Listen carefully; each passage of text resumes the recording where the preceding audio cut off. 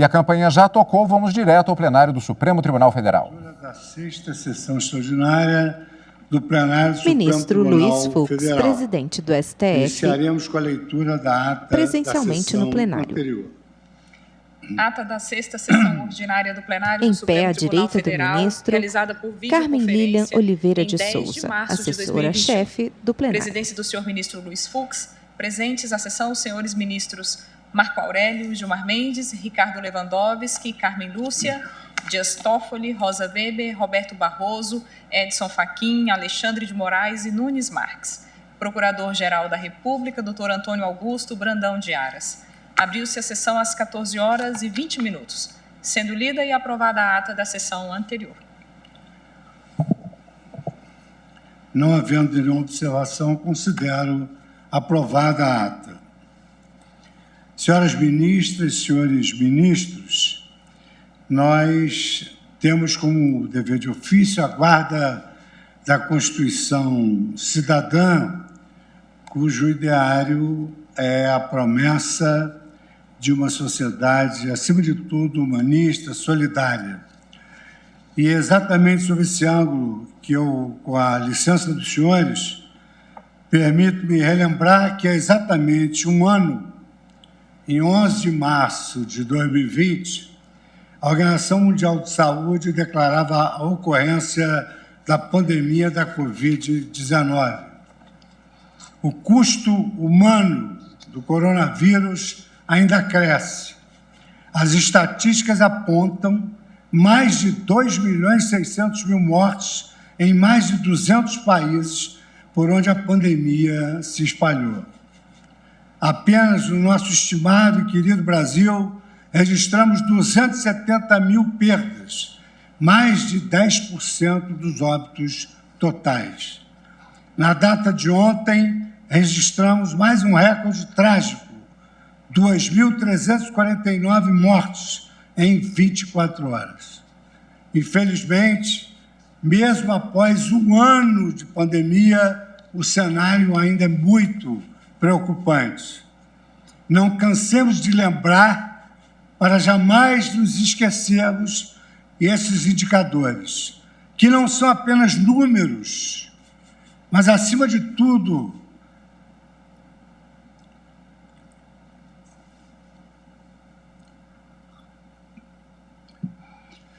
O ministro toma um gole representam de água. pais, mães, avós, tios, filhos, irmãos e amigos.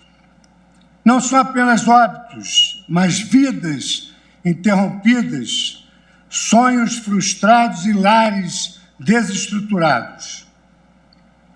A todos aqueles que sofrem, que perderam entes queridos, que se encontram desempregados, que precisam ficar longe de familiares e amigos, o Supremo Tribunal Federal envia nossa preocupação, nosso afeto e a nossa solidariedade. Hoje, o Brasil ainda vive o seu quadro mais crítico desde março de 2020. Diante desse contexto, um misto de incredulidade e desesperança atinge muito de nós, que nos perguntamos: até quando? Cidadãs e cidadãos brasileiros, relembro que o nosso tempo é hoje. O nosso país precisa, mais do que nunca, de diálogo e de união entre os três poderes, entre os agentes políticos de todos os níveis federativos, de todas as ideologias, de todos os setores públicos e privados, enfim, de todos os cidadãos. Precisamos trabalhar em prol das medidas eficazes para que a ciência e os bons propósitos possam finalmente vencer o vírus, e não temos tempo a perder. A sociedade brasileira é testemunha de que este Supremo Tribunal Federal tem sido incansável no seu propósito de julgar, em tempo recorde, ações judiciais que versem o enfrentamento da pandemia da Covid-19. Nos últimos 12 meses, foram mais de 7.000 processos relacionados à pandemia, todos eles decididos, ou individual ou colegiadamente, com relevante impacto político, social e econômico.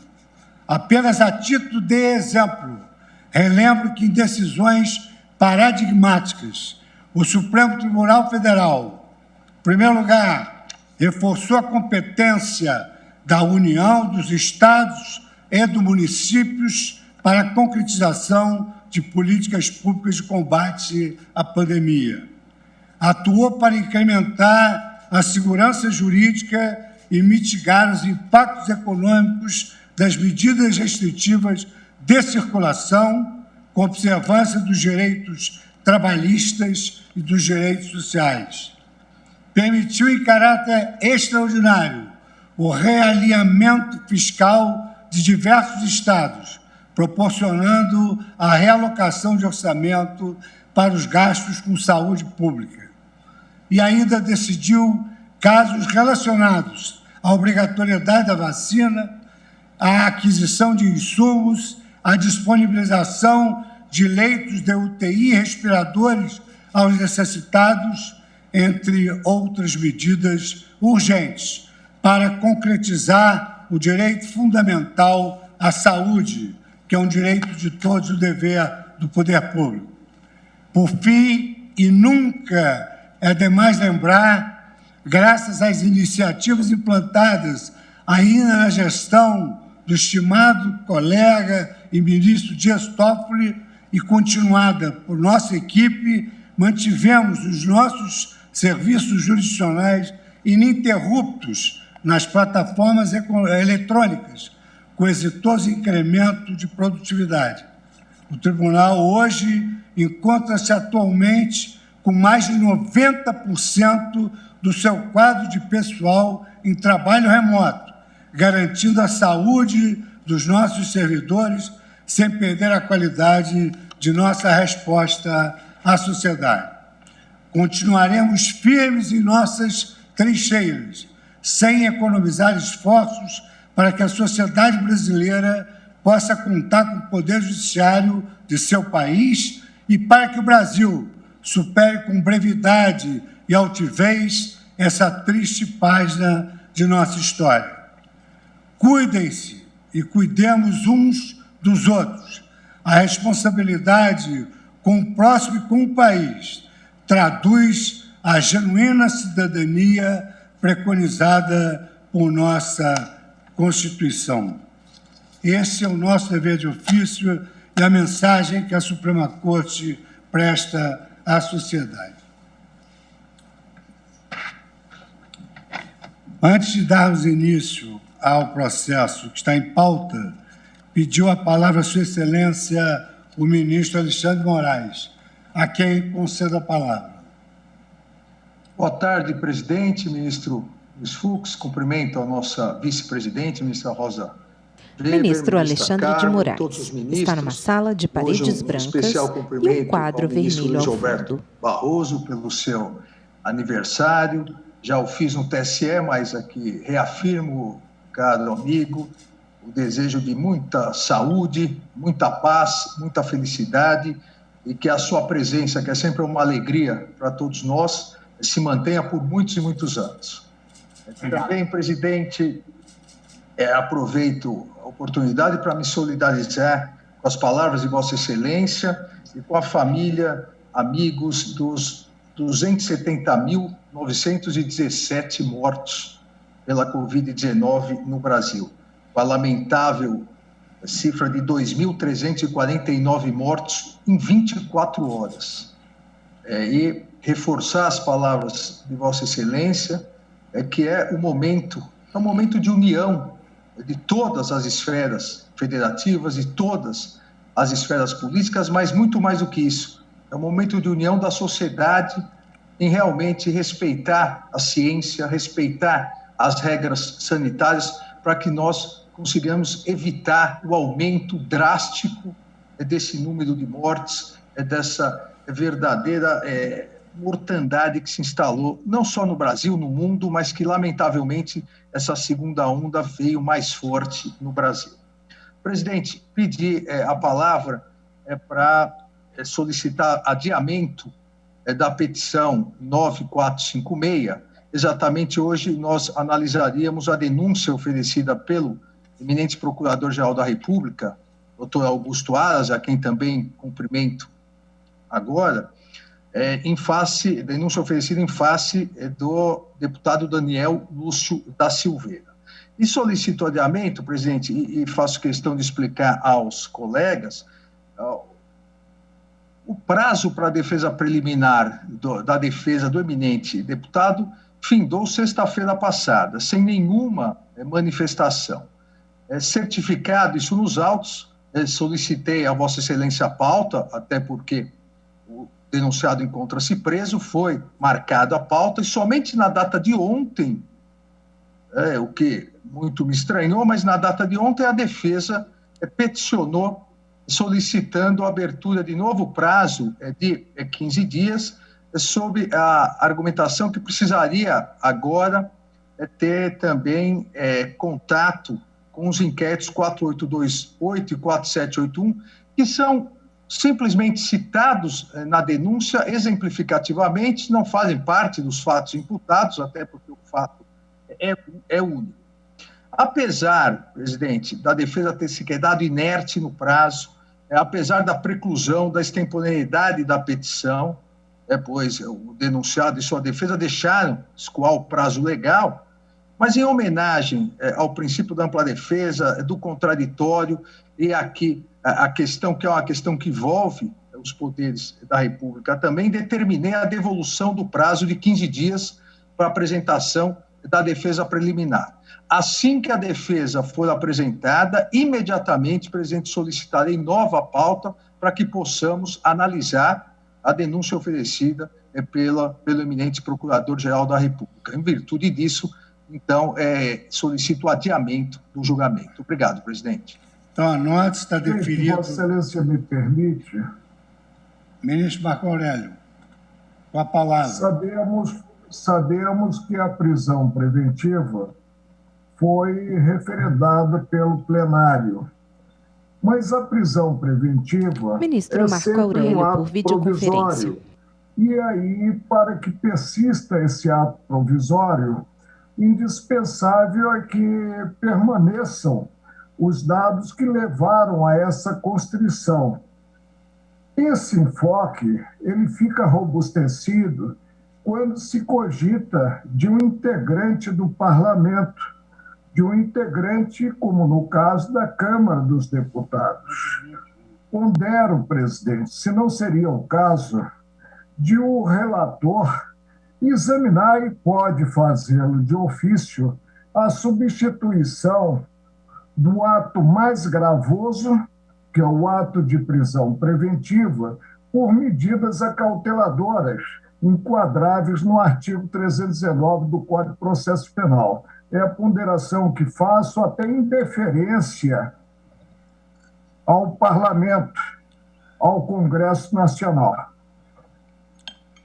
Pelo que eu entendi, o ministro Alexandre de Moraes, no exercício de suas atribuições como relator, determinou o adiamento, tendo em vista o pedido da própria parte sob a invocação de que pretendia ter mais ampla defesa do que foi deferido e gostaria de se manifestar sobre determinados documentos.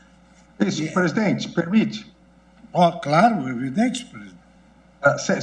Sempre importante a manifestação do eminente ministro Marco Aurélio, uma vez que não foi apresentada Ministro a defesa Alexandre e hoje, de Moraes. em virtude disso, não houve a possibilidade da análise do recebimento ou não da denúncia, obviamente agora esse relator vai analisar o pedido de liberdade provisória realizado pela defesa, assim como o pedido realizado não só pela defesa, como pela Procuradoria-Geral da substituição da prisão por medidas alternativas.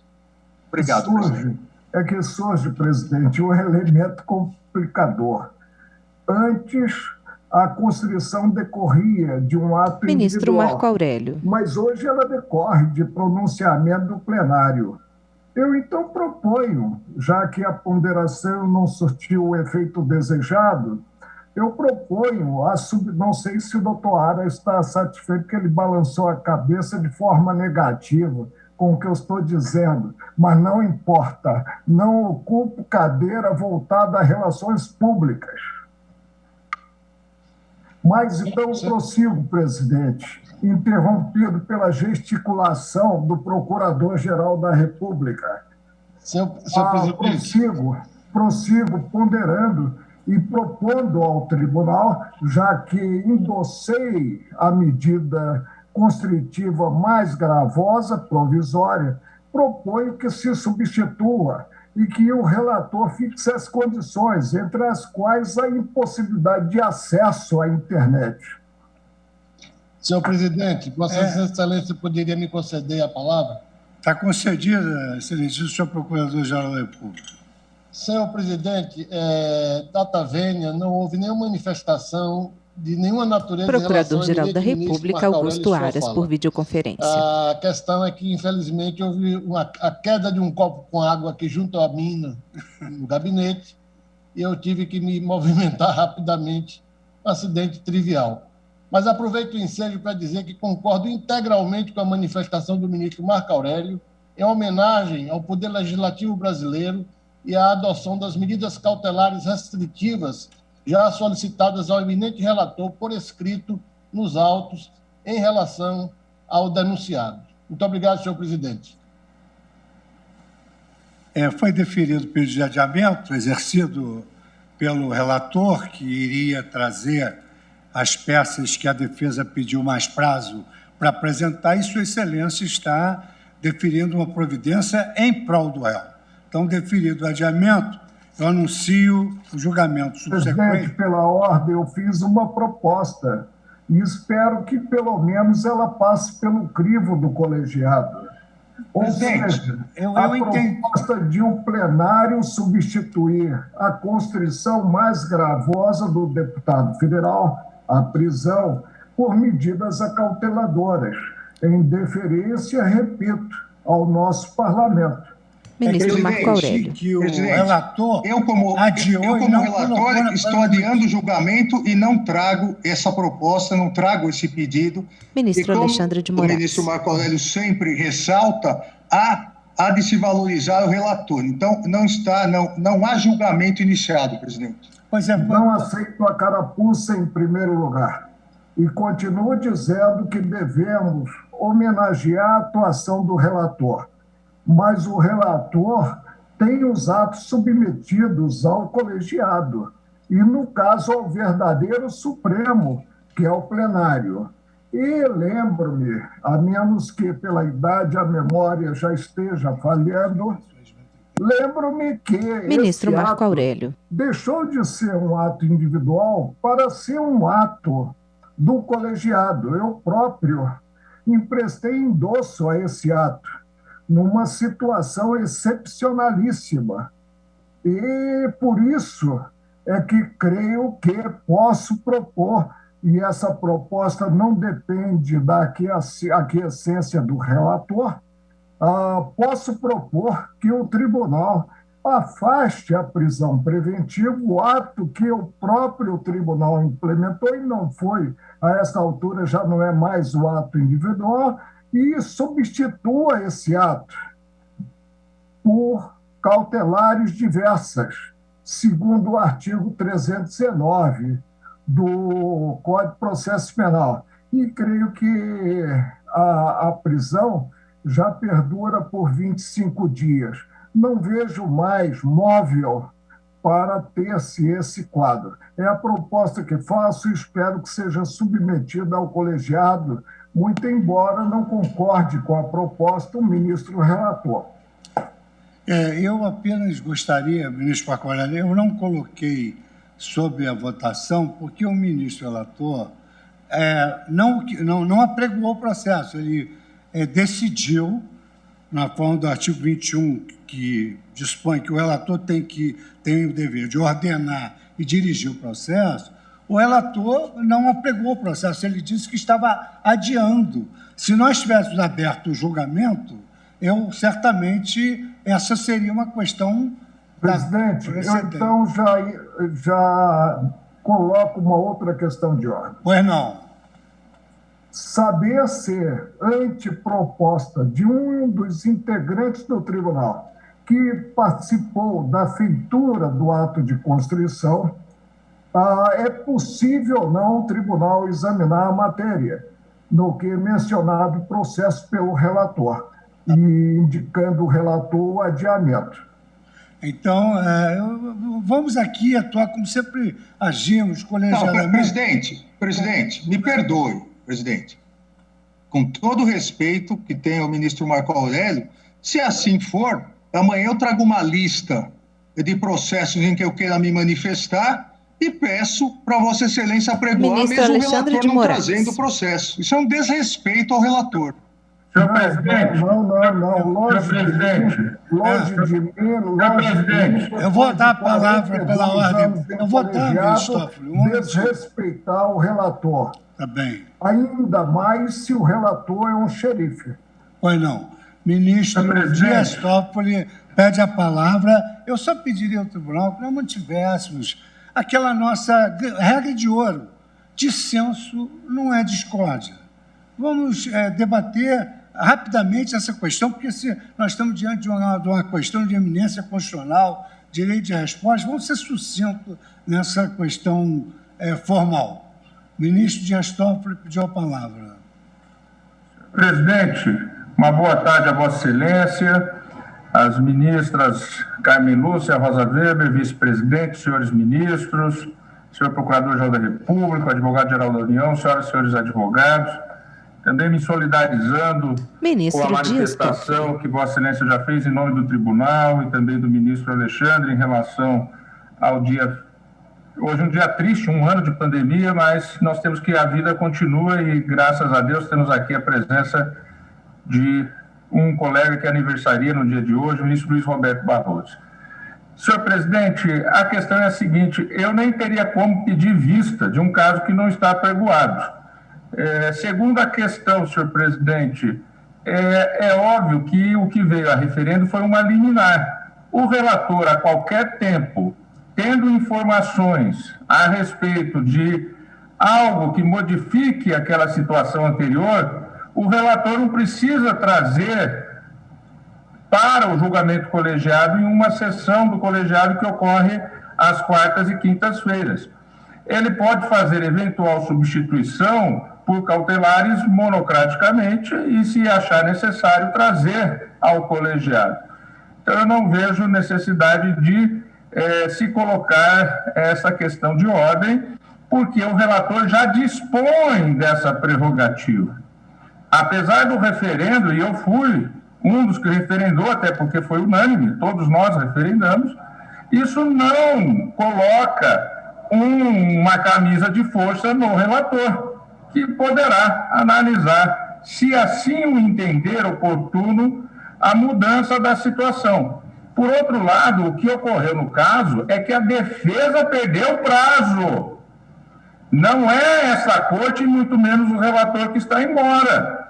A defesa perdeu o prazo de manifestação e o relator, numa atitude de privilegiar a ampla defesa, não certificou o trânsito em julgado e aceitou a justificativa da defesa. E é por isso que está sendo, por Sua Excelência, o eminente relator, indicado o adiamento.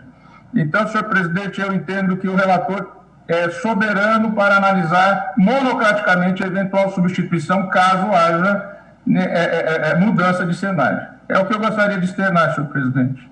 Pois não. Ministro Marco Aurélio, vou pedir vênia a Vossa Excelência e vou acolher a proposta do relator, que é soberano no adiamento feito, e está adiado feito, vou dar início... Vossa Excelência me permite... Claro, ministro. O tribunal é refratário... Ministro Marco Aurélio. A proposta que fiz. Entende que não é oportuna a apreciação da proposta, é isso? Não, eu confesso a Vossa Excelência que não é que... Eu não fico na coluna do meio, presidente. Não, Há de haver uma definição, principalmente se um integrante do tribunal pode ser o mais novo ou o mais antigo, não importa. Sim. Nós ombreamos, somos iguais, faz uma proposta. Agora, se o tribunal entende que não é oportuno o exame, eu fico vencido na questão de ordem que suscitei. Agora, não posso silenciar e aí ser colocado, como disse... Quem disse? O ministro Dias Toffoli, numa camisa de força a essa altura da vida. Não aceito mordaça. Não, eu pedi vênia a Vossa Excelência exatamente porque, na qualidade de presidente dos trabalhos que ora se realizam... Excelência tudo pode, eu já disse que Vossa Excelência é autoritário. Vossa Excelência tudo pode. Vossa Excelência realmente não submete ao colegiado proposta de um colega. Muito bem, paciência, os tempos são estranhos e Vossa Excelência colabora para eles serem mais estranhos ainda. Eu não aceito a pecha de Vossa Excelência, mas, enfim, vou decidir que, como o relator não apregoou o processo, nós não temos o que decidir. E está anotado aqui já, determinado, que está adiado, feito, e o relator apreciará as medidas de constrição que ele se referiu agora. Chama julgamento, o prosseguimento do julgamento das 3 ações de inconstitucionalidade, ação de inconstitucionalidade 5.415, 5.418 e 5.436. Faço uma resenha do julgamento após o voto do ministro Dias Toffoli, relator conhecido do pedido formulado na ação direta e o julgava integralmente procedente na ação 5.415. Na ação 5.418, conhecia em parte o pedido formulado na ação direta e, relativamente à parte de que conhecia, julgava parcialmente procedente. Ministro Luiz Fux, presidente do STF. Na 5.436, o ministro Dias Toffoli conhecia o pedido formulado na ação direta e o julgava parcialmente procedente. O julgamento foi suspenso, tendo em vista o horário regimental, e agora vamos prosseguir nesse julgamento, dando a palavra à Sua Excelência, o ministro Nunes Marques. Julgamento conjunto ADI 5418, 5415 e 5436. Quero cumprimentar a todos os colegas, ministros e ministras na pessoa... Ministro Nunes Marques fala por videoconferência. Também cumprimento pelo pronunciamento feito para também cumprimentar o Procurador-Geral da República, o ministro da AGU, servidores e advogados que estão conectados a essa sessão.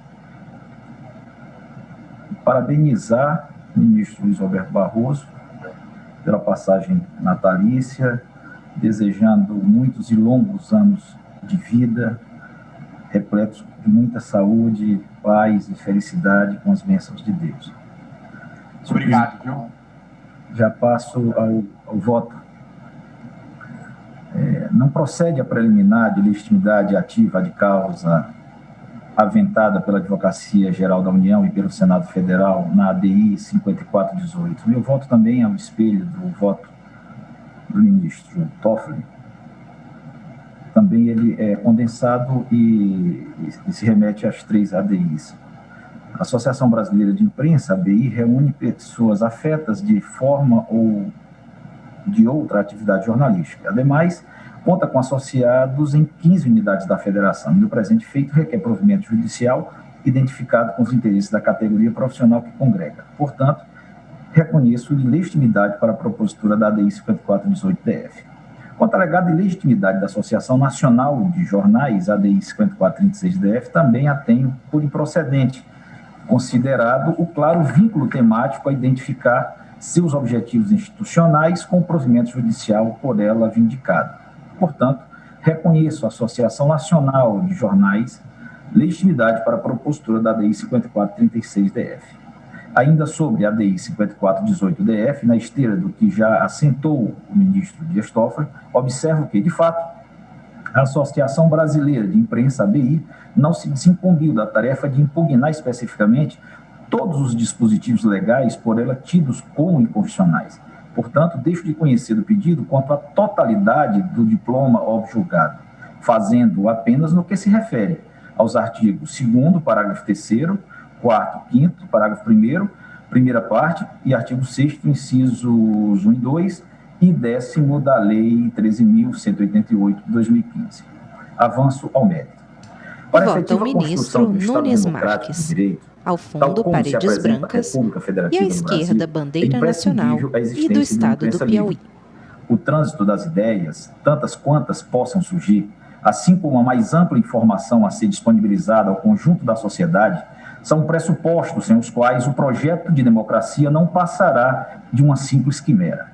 Portanto, o direito de informar livremente, reconhecido à imprensa, encontra justificativa exatamente nesse verdadeiro munus público, que lhe pesa sobre os ombros, consistente numa atuação colaborativa com a construção de uma sociedade consciente, plural e democrática.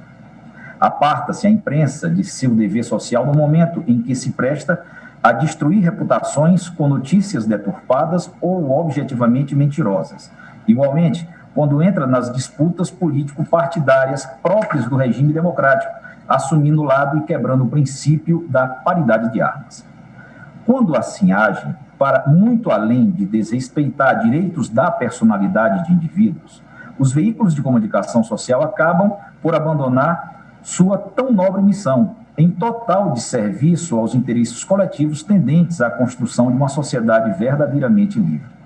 Sob tais razões, a expressão inglesa fake news recentemente ganhou enorme popularidade depois de diversas campanhas encampadas por pessoas públicas e privadas, com destaque para a justiça eleitoral, advertindo sobre os incomensuráveis malefícios ocasionados pela divulgação, publicação ou transmissão de notícias falsas. STF julgações sobre o direito de resposta em matérias divulgadas por meios de comunicação. Na verdade e no respeito. Fora disso, o que há é desinformação, com todas as más consequências que daí possam resultar, conforme bem já alertavam as campanhas de prevenção às fake news.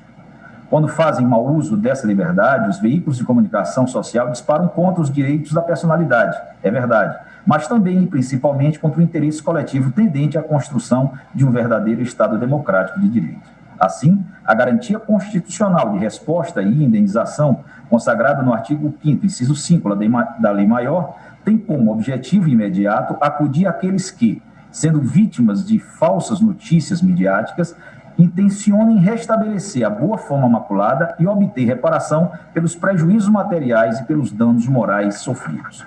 Obviamente, para além desse objetivo imediato, o postulado constitucional carrega o mérito de depurar o exercício do direito de informação, ora prevenindo a mentira, ora restabelecendo a verdade. A Lei 13.188, de 11 de novembro de 2015, veio ao mundo jurídico em muito boa hora, porque nela se identifica instrumento processual vocacionado a dar maior efetividade ao exercício da garantia constitucional prevista no artigo 5º, inciso 5 da Carta Magna. O direito de resposta ou retificação, para que verdadeiramente alcance os efeitos a que se propõe, deve ser exercido à luz dos princípios da equivalência e da imediatidade. Por isso, a mencionada lei foi econômica ao fixar prazos processuais, pois, de outra forma, restaria inobservado o princípio da imediatidade. E sem a contemporaneidade ou imediatidade, a resposta ou retificação poderá mostrar-se incapaz de restaurar plenamente a honra enlameada e de resgatar a verdade sonegada. Ademais, prazos exíguos, desde que suficientes para que neles sejam praticados os atos correspondentes, prestigiam a cláusula da duração razoável do processo, cujo assento constitucional se vê no artigo 5º, inciso 78 da Lei Maior. Não identificam em qualquer dos prazos fixados na Lei 13.188 de 2015 exiguidade tanta a ponto de inviabilizar a prática dos atos processuais respectivos. São todos eles constitucionais, mormente porque concretizam o princípio da imediatidade e o direito fundamental a um processo com duração razoável. nada obstante entendimento ministerial em sentido contrário, nem mesmo o prazo do inciso 1 do artigo 6º da Lei 13.188, de 2015, reclama outro olhar com abordagem distinta. Conforme a regra do artigo 5º caput da Lei 13.188, de 2015, o veículo de comunicação social disporá do prazo de 7 dias para divulgar, publicar ou transmitir a resposta ou retificação, a contar do recebimento do pedido apresentado pela pessoa que se julgara ofendida. Se assim não fizer desses 7 dias, é lógico pressupor que o veículo de comunicação social poderá rapidamente, dentro de 24 horas, conforme prevê o inciso 1 do artigo 6º da Lei 13.188, de 2015, apresentar ao Estado juiz as razões de sua recusa pré-processual. Depois de feito o agravo, surge para a pessoa agravada a legítima pretensão de desmenti-lo, de desfazê-lo, nos termos em que ela mesma entender pertinentes. A retratação ou retificação espontânea, ou seja, aquela feita pelo próprio veículo de comunicação social, independentemente de provocação, pode, a juízo do ofendido, apresentar-se com ímpeto inferior àquele verificado na matéria ofensiva. Pode também, ainda, segundo o juízo da pessoa ofendida, não resgatar plenamente a verdade que fora dolosa ou culposamente sonegada. Ademais, a essa tal retratação ou retificação espontânea, não se pode reconhecer a eficácia de reparar o dano moral provocado, mormente, quando se tem em conta sua dimensão subjetiva. Por essas razões, não se identifica, no parágrafo 3º do artigo 2º da Lei 13.188, de 2015, qualquer nódoa de inconstitucionalidade. Também não há qualquer inconstitucionalidade na opção legislativa, constante do parágrafo 1º do artigo 5º da Lei 13.188, de 2015, que definiu regra de competência, adotando como premissa facilitar à parte ordinariamente mais fraca, ou seja, a pessoa ofendida, o acesso ao Poder Judiciário. Quanto à regra prevista no artigo 10 da Lei 13.188, de 2015, forçoso é reconhecer-lhe a inconstitucionalidade parcial. É que sua aplicação resultará em óbice quase intransponível para a função revisora recursal. O juízo monocrático, à luz do artigo 7º caput da Lei 13.188, de 2015, poderá, desde logo, deferir que se faça a resposta ou retificação em prazo não superior a 10 dias. Diante dessa liminar deferida em primeira instância, a ser efetivada no prazo máximo de 10 dias, muito dificilmente haveria tempo hábil para que, em sede recursal, órgão colegiado se reunisse a fim de deliberar sobre eventual suspensão da decisão monocrática recorrida, de natureza sabidamente precária.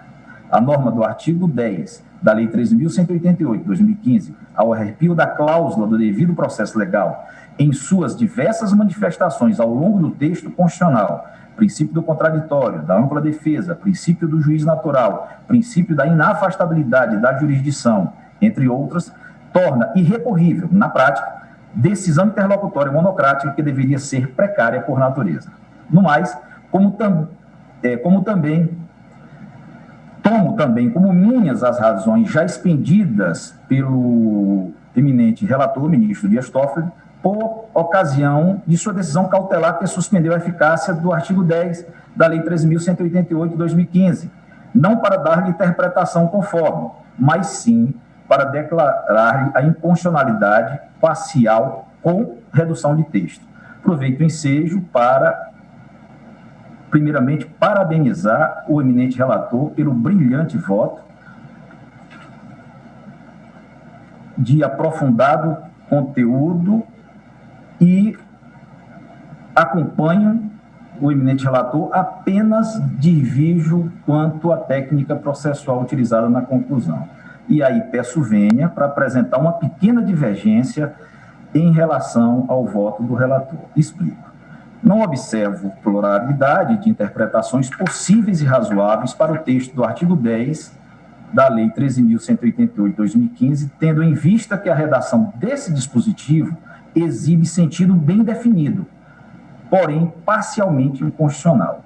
Ao eliminar-se a expressão em juízo colegiado prévio, o texto sobejante do artigo 10 da Lei 13.188, de 2015 não mais destoa de qualquer valor constitucional, sendo perfeitamente possível irrecomendável, ao meu sentir, sua preservação no ordenamento jurídico vigente. A partir daí, eventual suspensão dos efeitos da decisão monocrática recorrida a ser deferida em sede recursal haverá de ocorrer nos termos das normas processuais já existentes no ordenamento jurídico. Então, senhor presidente, em face do exposto em relação à ADI 5415, eu conheço da ação para julgar procedente, em parte, o pedido, e assim fazendo, declarando a inconstitucionalidade parcial do artigo 10 da Lei 13.188 de 2015, reduzindo-lhe o texto com a supressão dos termos, entre aspas, em juízo colegiado prévio, fecho aspas. Em relação à ADI 5418-DF, eu conheço parcialmente da ação para julgá-la, e na parte que eu conheço, julgo parcialmente procedente, para declarar a constitucionalidade de todos os dispositivos impugnados, à exceção do artigo 10, cuja inconstitucionalidade parcial declara, reduzindo o texto com a supressão dos termos em juízo colegiado prévio. Em relação à DI 5436, conheço da ação para julgá-la procedente, em parte, o pedido e, assim fazendo, declara a constitucionalidade de todos os dispositivos impugnados, à exceção do artigo 10 da Lei 13.188 de 2015, cuja inconstitucionalidade parcial declara, reduzindo-lhe o texto com a supressão dos termos em juízo colegiado prévio. Ou seja, acompanha o eminente relator destoando tão somente da técnica de controle de constitucionalidade utilizada na parte dispositiva, mas aguardo a deliberação do colegiado e não me fecho absolutamente aos votos que virão para a construção de um acordo, quem sabe, majoritário. Então, anotado o voto de Vossa Excelência, passo a palavra agora a Sua Excelência, o ministro Alexandre de Moraes, para o voto. Presidente, cumprimento novamente Vossa Excelência, cumprimento aqui todos os advogados que realizaram sustentações orais, doutor Cláudio Lamáquia, ex-presidente da Ordem dos Advogados do Brasil, doutor Gustavo Negoy, doutor André Mendes, e o nosso advogado-geral da União, ministro professor José Levi. Também STF julgações sobre direito de resposta em matérias divulgadas por meios de comunicação. Belíssima sustentação oral. Presidente, como inicia já detalhado o voto o ministro Alexandre de Moraes. Ministro Dias Toffoli, agora pelo ministro Nunes Marques, foram ajuizadas 3 ações diretas em constitucionalidade, tendo por objeto a Lei 13.188. Em suma, o mais importante aqui, a questão do direito de resposta ou retificação do ofendido em matéria divulgada, publicada ou transmitida por veículo de comunicação social. Então, a questão de fundo, essa importantíssima questão sobre a previsão constitucional, como direito fundamental, do direito de resposta.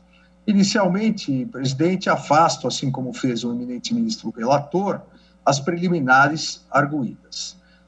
E também acompanho o eminente relator em relação ao conhecimento das ações, conhecendo parcialmente o pedido formulado na ADI 5418, como indicou o eminente relator, quanto aos artigos 2º, parágrafo 3º, artigo 4º, artigo 5º, parágrafo 1º, artigo 6º, inciso 1 e 2 e artigo 10º, e integralmente, conheço integralmente os pedidos formulados nas ADIs 5415 e 5436.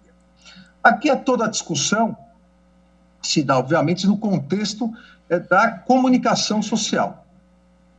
Consagrada a ideia e defesa da comunicação social pela Constituição, que assentou uma marca de liberdade na organização, produção e difusão do conteúdo informativo. Isso é expresso no artigo 220 da Constituição. Da mesma forma, no parágrafo 1º desse artigo 220, do referido artigo 220, se refere expressamente ao conteúdo dos incisos 4º, 5º, 10º, 13º e 14º do artigo 5º, afastando, a meu ver, qualquer margem para restrição, obviamente, da garantia fundamental da liberdade de expressão no direito de comunicação social. Aqui, presidente, se discute uma das faces direito de comunicação social, uma das faces da liberdade de expressão.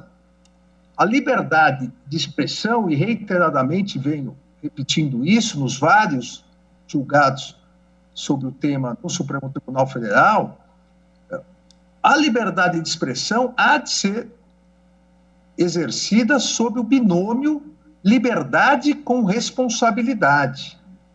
A ideia desse binômio liberdade com responsabilidade protege a liberdade de expressão, tanto no seu aspecto positivo quanto no negativo. Ou seja, tanto no aspecto positivo, ao cidadão, à imprensa, pode se manifestar como bem entender, como no aspecto negativo, ou seja, é absolutamente vedada, é absolutamente ilegítima a intervenção do Estado por meio de censura prévia. Agora, o mesmo binômio que deve servir de vetor interpretativo à liberdade de expressão, e aqui especificamente à liberdade de imprensa, liberdade com responsabilidade, permite a responsabilização posterior. Da mesma forma que não há permissão alguma da Constituição para restringir a liberdade de imprensa, a liberdade de expressão, previamente, não há nenhuma possibilidade de censura prévia, também, da mesma forma, há previsão constitucional da possibilidade de responsabilizações posteriores, responsabilização civil, responsabilização penal e, inclusive, a possibilidade do direito de resposta. Então, mesmo com todos os riscos, e da tribuna isso foi colocado, nos votos que me antecederam, com todos os riscos que a comunicação de massa vem impondo, inclusive na questão dos sistemas político-eleitorais, da democracia, com esse absurdo e ilícito fenômeno das fake news, aqui entendidas como notícias fraudulentas que pretendem, não só no Brasil, mas no leste europeu, no próprio Estados Unidos, pretendem corroer os pilares da democracia, pretendem corroer a lisura das eleições, pretendem corroer a imprensa livre, a imprensa séria, livre, e pretendem corroer a independência do Poder Judiciário. Mesmo com todos esses perigos surgidos e potencializados com as fake news, a Constituição continua de clareza aqui solar. Censura prévia, não. Mas responsabilidade ao exercer a liberdade de expressão. Responsabilidade ao exercer a liberdade de imprensa. Essa é a ideia, porque não existe democracia, não existe livre participação política, não existe liberdade de manifestação onde não se respeitar essas regras. Onde não se respeitar total liberdade para se manifestar, e aqui da imprensa escrita, falada, televisiva, mas responsabilidade pelos excessos ilícitos. Responsabilidade sempre a posteriori. Entre as várias possibilidades, seja criminal, seja civil, de responsabilidade, a Constituição estabelece o direito de resposta. Então, existe a consagração constitucional do direito de resposta, que deve ser proporcional ao agravo, é um instrumento democrático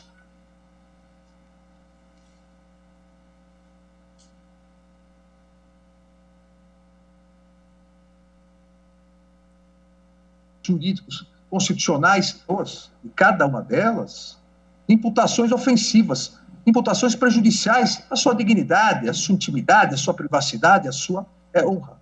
A abrangência, presidente, desse direito fundamental é ampla, aplicando-se em relação a todas as ofensas. Veja, isso foi muito bem salientado pelo voto, e cumprimento aqui o detalhadíssimo voto do eminente ministro relator Dias Toffoli, isso foi muito bem salientado pelo voto do eminente ministro Dias Toffoli.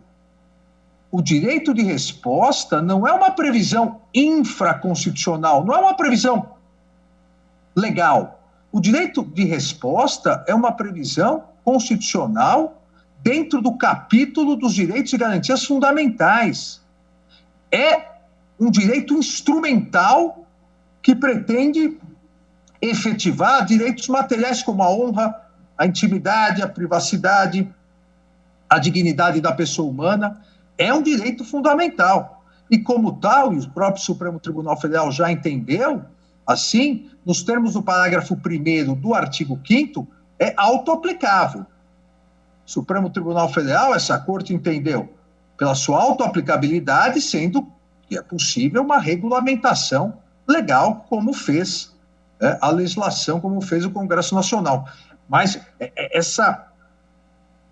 essa consideração de que o direito de resposta tem status constitucional é importantíssimo, porque faz parte de toda a proteção à dignidade da pessoa humana, à honra, à intimidade, à privacidade, e mais do que isso, entra como um instrumental de proteção ao binômio, à própria liberdade de expressão. Liberdade com responsabilidade. Liberdade de expressão, liberdade de imprensa não se confunde com impunidade para agressões. Censura prévia, repito, absolutamente vedada. Agora, as pessoas, os órgãos, as entidades devem ser responsabilizadas pelos excessos que praticam. Então, a partir disso, o cometimento de excessos no exercício da liberdade de expressão deve possibilitar ao ofendido, ao prejudicado, instrumentos que permitam o restabelecimento da verdade, o restabelecimento da sua reputação, da sua honra, ou, no mínimo, a possibilidade do seu próprio desagravo, proporcional à agressão.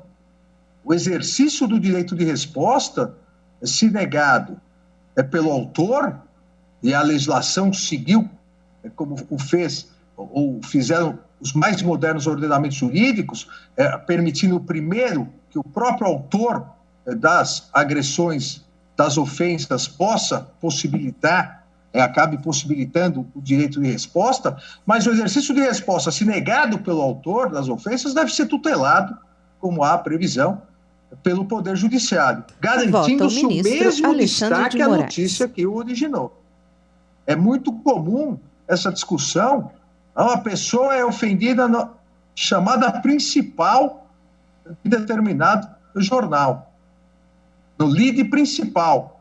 E aí o jornal quer dar o direito de resposta no rodapé do terceiro caderno, que vem de imóveis. Ou seja, absolutamente desproporcional. Então, esse direito fundamental, instrumental, que é o direito de resposta, se reconhecido pelo Poder Judiciário, deve ter a proporcionalidade com a própria agressão. A Constituição estabelece, a meu ver, implicitamente, como requisito para o exercício do direito de resposta, ou da própria réplica, como alguns chamam, a proporcionalidade. O desagravo deverá ter o mesmo destaque, a mesma duração, no caso de rádio, televisão, vídeos, o mesmo tamanho, no caso da imprensa escrita, que a notícia que gerou a relação conflituosa, sendo que a responsabilidade por essa divulgação e os custos é de quem iniciou a relação conflituosa. Obviamente, essa proporcionalidade, essa razoabilidade, essa adequação, não permite também que a réplica seja ilícita. Não permite que o conteúdo do exercício do direito de resposta acabe acobertando outras atividades ilícitas, acabe acobertando mais ofensas num verdadeiro tiroteio. Então, a partir disso, se cria o que também foi muito bem denominado pelo eminente ministro relator em seu voto, uma paridade de armas entre os cidadãos e os veículos de comunicação social. A possibilidade do direito de resposta, do pleno exercício do direito de resposta, cria o que o eminente ministro Dias Toffoli chamou de paridade de armas entre os cidadãos e os veículos de comunicação. E essa paridade de armas foi regulamentada, apesar da autoaplicabilidade do parágrafo dado pelo parágrafo 1º do artigo 5º ao direito de resposta, esta paridade foi regulamentada pela Lei 13.188 de 2015, que visa efetivamente assegurar o direito de resposta gratuito, proporcional ao agravo àquele que foi ofendido. Não me parece que houve excesso legislativo ao prever a possibilidade do exercício do direito de resposta após a retratação, e aqui já o primeiro ponto específico, após a retratação ou retificação espontânea do veículo de comunicação. O exercício da mera retratação, e a retratação é escolhida nos termos e condições pelo próprio ofensor. É justo, é válido, mas não se confunde retratação com direito de resposta. Não se confunde retratação cujas condições são estabelecidas pelo próprio ofensor com direito de resposta. A retratação, que é uma previsão legal, infraconstitucional, não pode e não tem o condão de afastar o legítimo exercício de um direito fundamental, que é o direito de resposta. Então, o parágrafo 3º do artigo 2º da Lei 13.188. Obviamente, a necessidade, a adequação da concessão do direito de resposta, mesmo após a retratação, deverá ser analisado pelo Poder Judiciário, de maneira a assegurar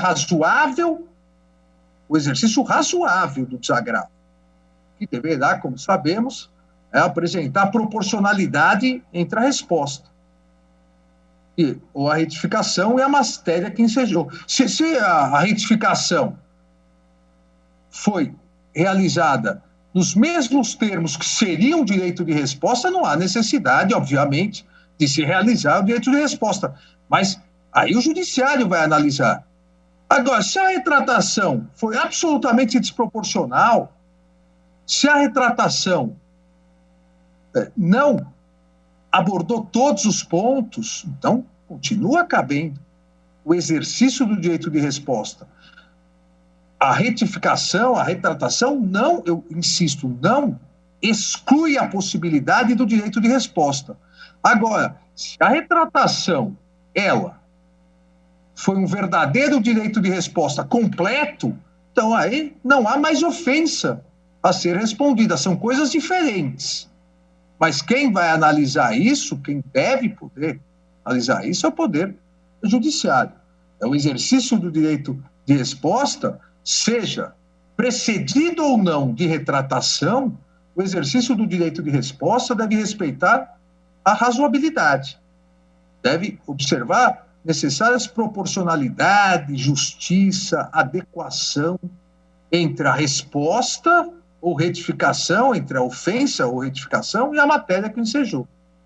Então, aí é o Poder Judiciário que deve analisar de forma prudente, proporcional, para garantir a efetiva proteção.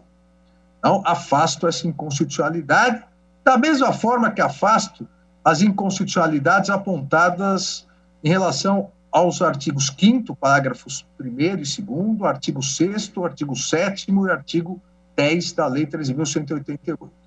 Pois eu, com todas as vendas às posições em contrário, não verifico ofensa aos princípios constitucionais do contraditório, da ampla defesa, do devido processo legal e da razoável duração do processo, sob o argumento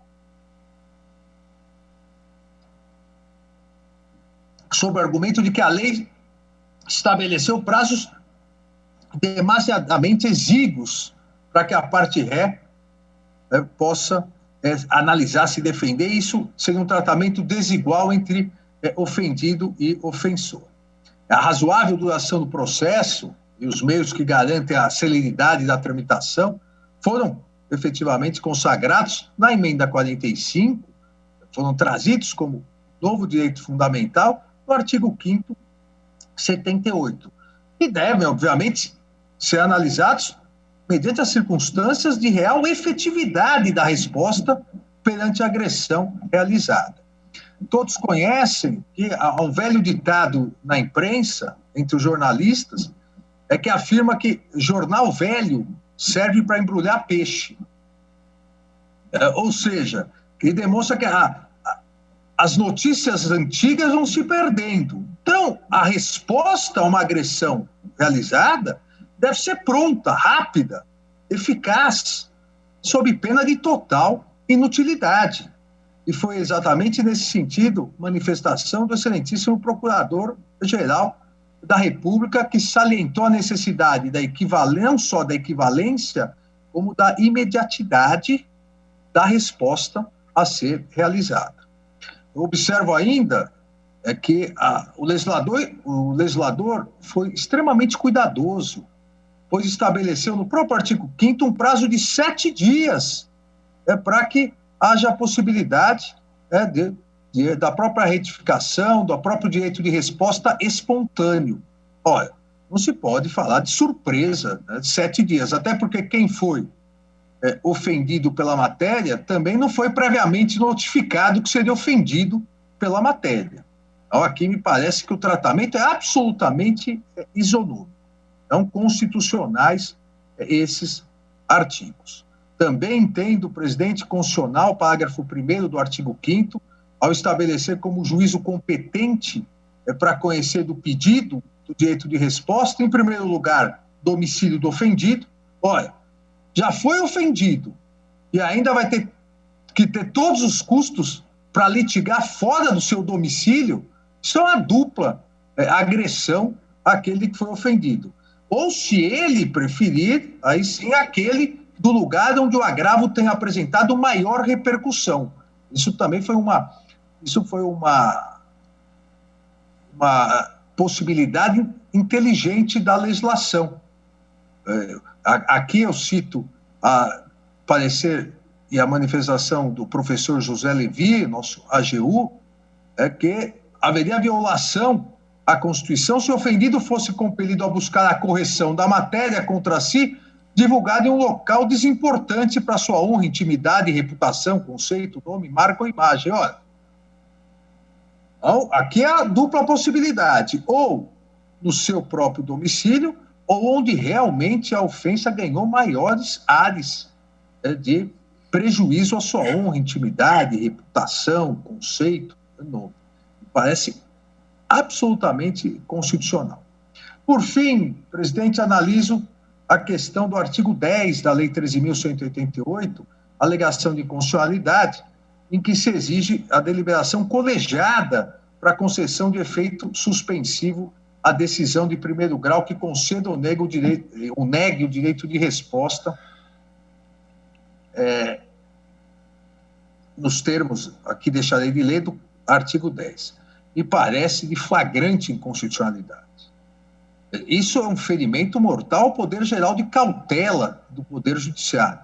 Tentar amarrar, tentar algemar o relator, tentar desrespeitar o relator, vedando de poder conceder ou não a liminar, isso não só afeta, como muito bem ressaltado pelo eminente relator ministro Dias Toffoli, toda a organicidade do Poder Judiciário, ao se permitir, em primeira instância, total poder geral de cautela, e, em segunda instância, se suprimir o poder geral de cautela. Aqui não se trata só de uma mera norma procedimental ou mesmo processual.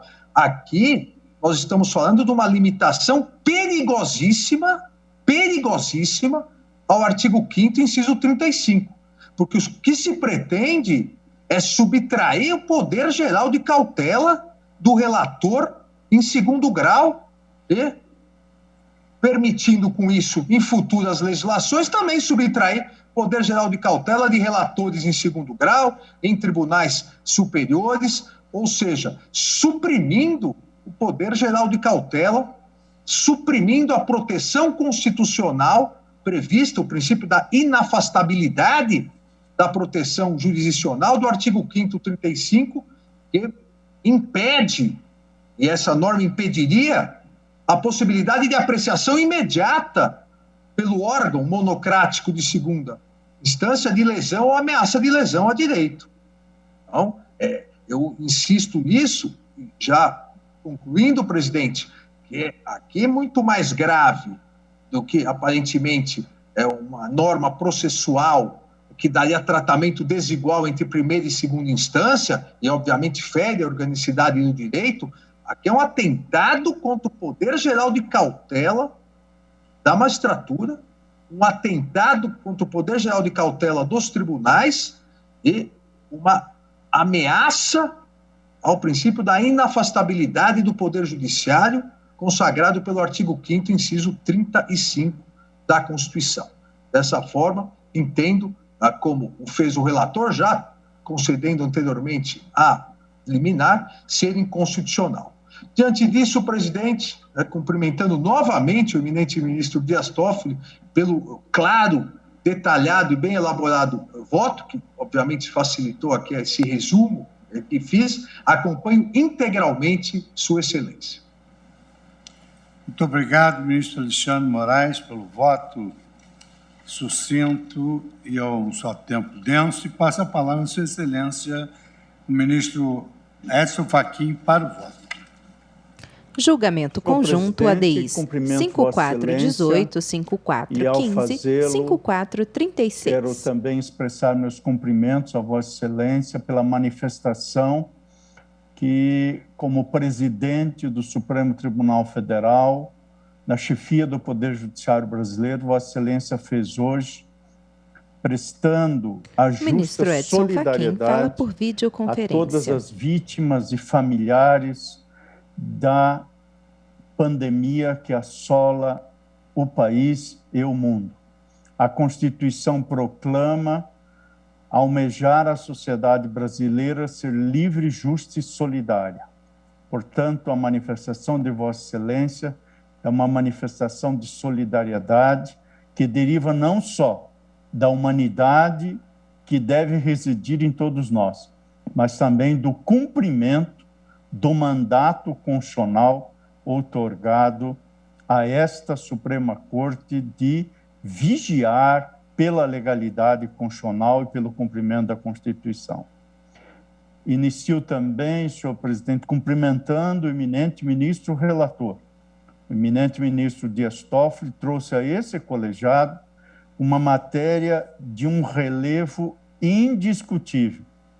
E Sua Excelência o fez não apenas de modo escorreito, como de praxe tem feito, mas também contextualizando este tema, que é verdadeiramente um tema de filtragem constitucional, e o contributo do voto de Sua Excelência é imenso no campo do direito de resposta e da manifestação e da liberdade de imprensa, e, portanto, cumprimento Sua Excelência, cumprimento as eminentes ministras Carmen Lúcia e Rosa Weber, os eminentes pares, e também assim, senhor presidente, cumprimento as sustentações orais que aportaram à tribuna virtual, prestando uma grande contribuição ao debate da matéria, permitindo de modo especial cumprimentar o senhor Procurador-Geral da República, doutor Augusto Aras, o professor doutor José Levi, ministro-chefe da Advocacia Geral da União, e, em nome da advocacia privada, cumprimentar o sempre presidente do Conselho Federal da OAB, doutor Lamarck. Senhor presidente, a matéria já está posta não apenas pelo voto de Sua Excelência, o eminente ministro relator, mas também pelos ministros que me precederam. Ministro Alexandre Moraes, que vem de acompanhar integralmente o eminente relator, e ministro Nunes Marques, que suscita uma distinção, até onde puder ir, muito mais de técnica de hermenêutica constitucional em relação àquela apresentada por Sua Excelência, o eminente ministro relator. De minha parte, senhor presidente, me permito sumariar o voto que trago, apenas rememorando o início que, com efeito, está sendo submetido ao filtro da constitucionalidade a Lei 13188 de 2015, que dispõe sobre o direito de resposta ou retificação do ofendido em matéria divulgada, publicada ou transmitida por veículo de comunicação social. Esse dispositivo que compõe o instrumento da Lei 13.188, o instrumento do direito de resposta, acaba sendo uma objetivação infraconstitucional do contido no inciso 5º do artigo 5º da Constituição, além de chamar à colação o direito à livre manifestação do pensamento e a liberdade de imprensa, vale dizer, os incisos 4º e 9º do mesmo artigo 5º e o artigo 220 da Constituição. É este exame, portanto, da lei infraconstitucional, com os dispositivos que estão na legalidade constitucional expressa, que aqui se faz. E está sendo feito à luz da percepção de um luminoso precedente, que é a DPF 130, aqui já muitas vezes citada, da relatoria inesquecível do sempre presente eminente ministro Aires Brito. Além disso, o exame também chama a colação, além do dispositivo, dos dispositivos da Constituição Brasileira que já mencionei, além desse precedente na DPF 130, no âmbito convencional, e que aqui deve ser sempre chamado à colação pela cláusula de abertura contida no parágrafo 2º do artigo 5º da própria Constituição, chama-se também a colação no âmbito convencional ao artigo 14 da Convenção Americana de Direitos Humanos, que prevê já no seu inciso 1, no número 1 do artigo 14, o direito de retificação ou resposta nas condições que estabeleça a lei. É nesta direção também que se situa a opinião consultiva 7/86 da Corte Interamericana de Direitos Humanos de 29 de agosto de 1986, na qual ponderou-se a relação de unidade entre o direito de resposta e a liberdade de pensamento e manifestação, especialmente no voto do juiz Hector Gross Spiel, que agregou critério, mais de um critério, agregou um conjunto de critérios para a compreensão da natureza e do âmbito de aplicação do direito, tendo citado a seu turno a opinião consultiva 5 de 13 de novembro de 1985, série A, número 5, página 30, na qual, faço constar em meu voto, há uma distinção essencial entre as dimensões individual e social deste direito de resposta. Por isso, senhor presidente, eu entendo que, tendo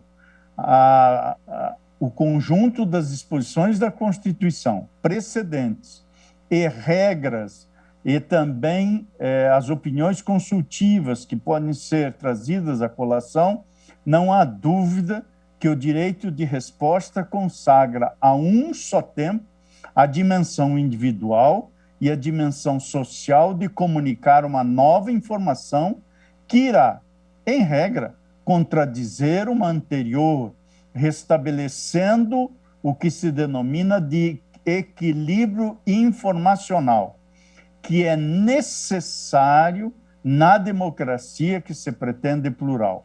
Uma sociedade aberta, plural, que prestigie a justiça social, que respeite a liberdade pessoal, que proteja os direitos essenciais da pessoa, é uma sociedade que também zela pelo equilíbrio informacional.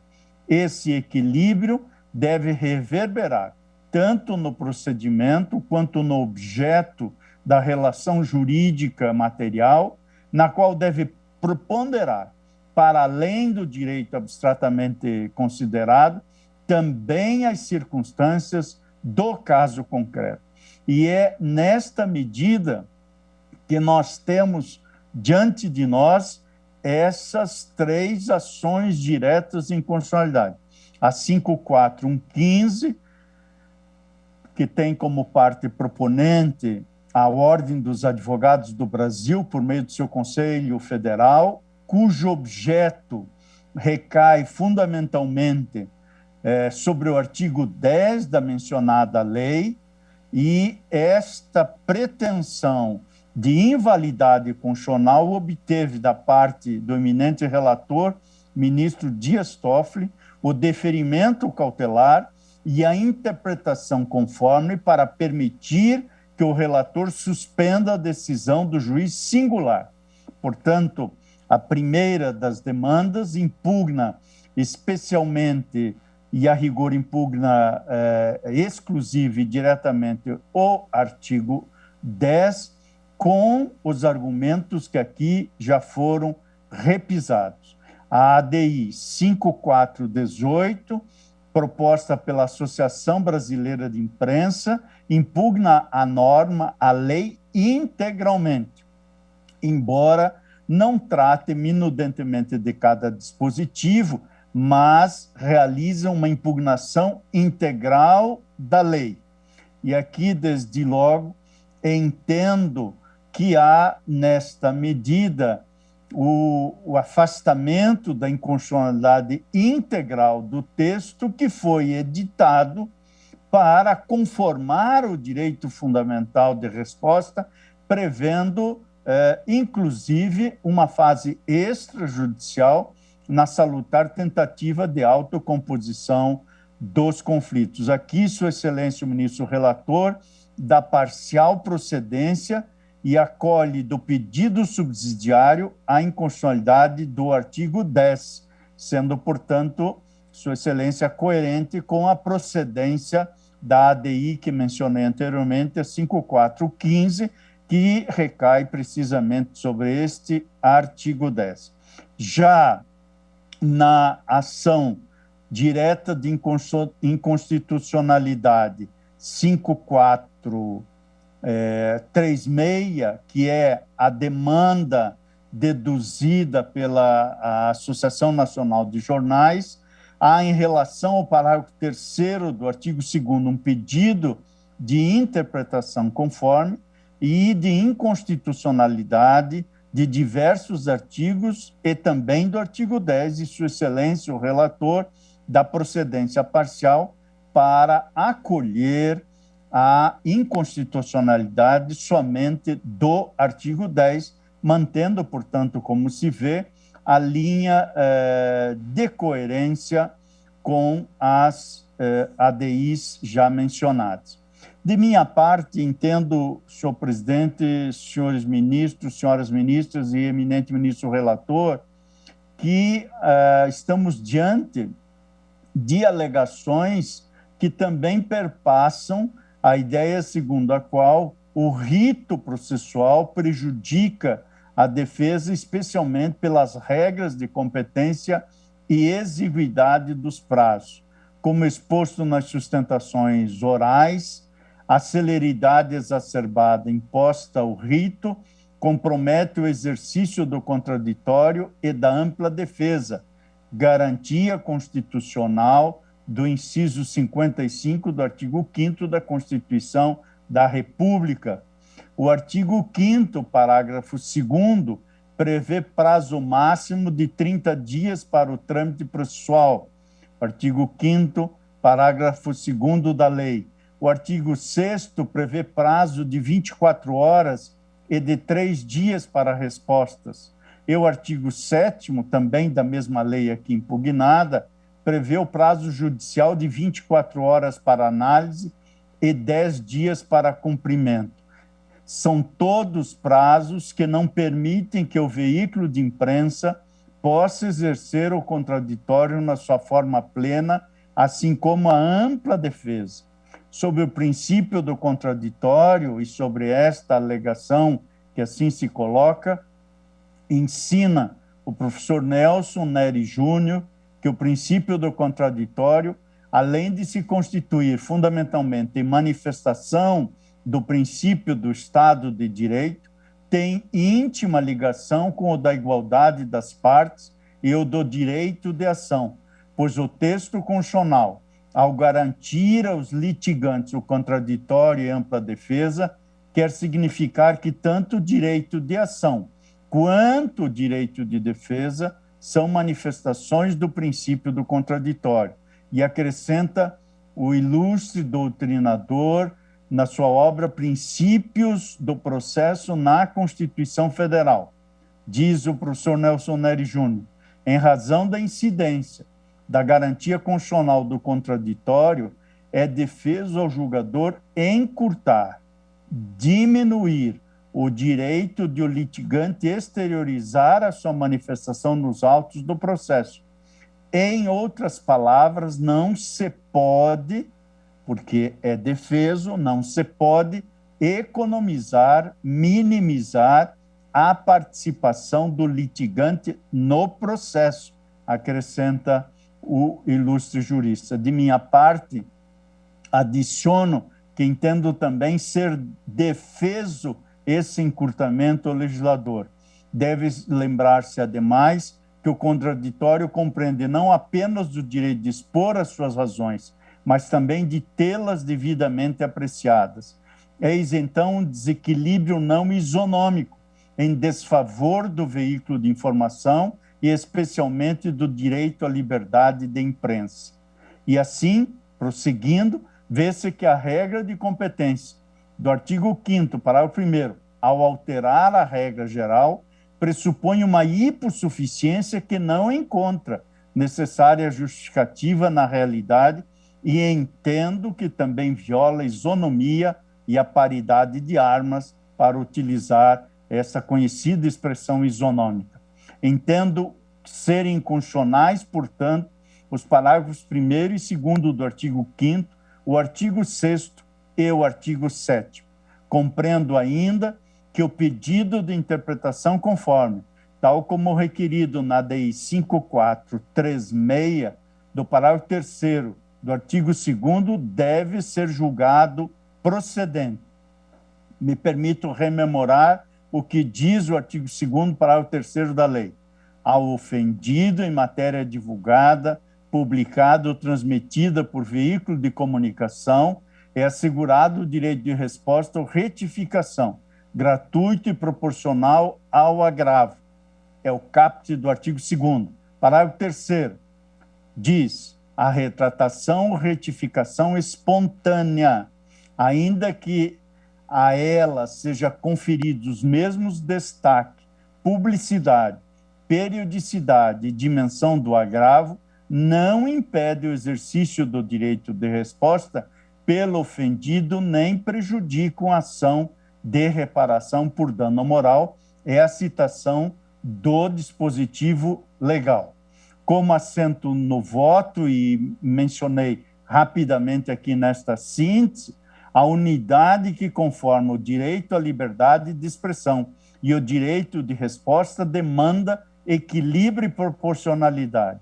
Assim, ainda que a retratação ou retificação espontânea não prejudiquem o direito de resposta e a ação de reparação por dano moral, deve-se explicitar o seu necessário sopesamento como critério de decisão. STF julgações sobre direito de resposta em matérias divulgadas por meios de comunicação. Vota o ministro Edson Fachin. Ao direito de personalidade, como escreve na obra Dano Moral Indenizável, Antônio Jeová Santos. E, nesta medida, aqui eu invoco as palavras do nosso eminente ministro Celso de Mello, que assentou numa lição lapidar no recurso extraordinário 683-751, julgado em 24 de junho de 2015, a lição segundo a qual o direito de resposta, o direito de retificação traduz, como sabemos, expressiva limitação externa, impregnada de fundamento constitucional, que busca neutralizar, sublinhava Sua Excelência, o eminente ministro Celso de Mello, neutralizar as consequências danosas resultantes do exercício abusivo da liberdade de expressão, especialmente a de imprensa, pois tem, por função precípua, de um lado, conter os excessos decorrentes da prática irregular da liberdade de informação e de comunicação jornalística e, de outro, restaurar e preservar a verdade pertinente aos fatos reportados pelos meios de comunicação social, assentou Sua Excelência no recurso extraordinário 683-751. E é nessa linha desta lição que colho da atilada doutrina do professor Anderson Schreiber, em seu Manual de Direito Civil Contemporâneo, a afirmação segundo a qual há mesmo uma vocação para a neutralização do dano, que é ainda mais evidente na retratação voluntária, dizendo-se, portanto, à luz desta lição do professor Anderson Schreiber, que meios não pecuniários de reparação não necessariamente substituem ou eliminam a indenização em dinheiro, mas podem se somar a ela no sentido de reparar tanto quanto possível o dano moral sofrido pela vítima. E acrescenta o professor Schreiber, e por não menos importante em que pareçam à primeira vista, os meios não pecuniários assumem muitas vezes maior efetividade na satisfação da vítima e na pacificação dos conflitos sociais. Assim, parece-me, e concluo, senhor presidente, que a retratação ou retificação voluntária prefere o direito de resposta, que, por sua vez, prefere a indenização. Não há aqui o que se denomina de dano in re ipsa, devendo as circunstâncias serem devidamente ponderadas em cada caso concreto, submetido ao escrutínio judicial, sendo a retratação voluntária um critério que deve refletir necessariamente na eventual indenização. Assim, senhor presidente, eu entendo que o pedido na ADI 54115 deve ser julgado integralmente procedente, a fim de declarar-se a inconstitucionalidade do artigo 10 da Lei 13.118 de 2015, e aqui estou acompanhando nesta ADI Sua Excelência o eminente ministro relator, como também entendo que deva ser julgado procedente o pedido sucessivo na ADI 5418, não o pedido principal, que já o rechacei, mas o pedido sucessivo que diz respeito à inconstitucionalidade dos artigos 5º, parágrafo 1º, artigo 2º, parágrafo 3º, e incisos 1º e 2º do artigo 6º, e também o inciso 10. E no tocante à ADI 5436, eu estou entendendo que é a hipótese de declarar-se a inconstitucionalidade do artigo 5º, parágrafos 1º e 2º, do artigo 6º, 7º e 10, bem como de deferir a interpretação conforme ao parágrafo 3º, artigo 2º desta Lei 13.118, competindo ao juiz da causa a aferir se a retratação ou a retificação espontânea tornam ou não despiciando provimento judicial de resposta ou a concessão de indenização. Então, em resumo, senhor presidente, na primeira ADI 5415 acompanho o eminente relator, e aqui integralmente. Na segunda, 5418, Sua Excelência dá procedência parcial, reconhecendo a inconstitucionalidade apenas do artigo 10. Da minha parte, eu estou dando a procedência em maior extensão, acolhendo totalmente o pedido sucessivo, porque há na inicial um pedido segundo o qual se almeja a declaração da inconstitucionalidade de toda a lei ou dos artigos que mencionam. eu estou acolhendo o pedido que vem depois dessa disjuntiva, como já mencionei, e no caso da terceira e última ADI 5436, Sua Excelência, o eminente ministro, o relator da parcial procedência, voltando-se exclusivamente ao artigo 10, e eu estou propondo a integral procedência da ADI 5436. Com esses termos e cumprimentando mais uma vez Sua Excelência, o eminente ministro relator, é como voto, presidente. Muito obrigado, ministro Edson Fachin, pelo voto, também erudito e sucinto. E passo agora a palavra a Sua Excelência, o ministro Roberto Barroso, a quem reitero os votos de saúde, paz e muita alegria de viver no dia de hoje, que é a sua data natalícia. STF julgações sobre direito de resposta em matérias divulgadas por meios de comunicação. Obrigado a todos os colegas que se manifestaram. Cumprimento a ministra. Julgamento conjunto ADI 5418, 5415, 5436. A gente gosta de passar embaixo do radar nessas situações, mas ainda assim o carinho e a parceria que temos alegra a minha vida e alegra o meu dia, e eu sou muito grato por isso. Presidente, a questão já foi debatida e exposta de maneira bastante significativa, desde o voto importante do ministro relator e depois dos que o seguiram.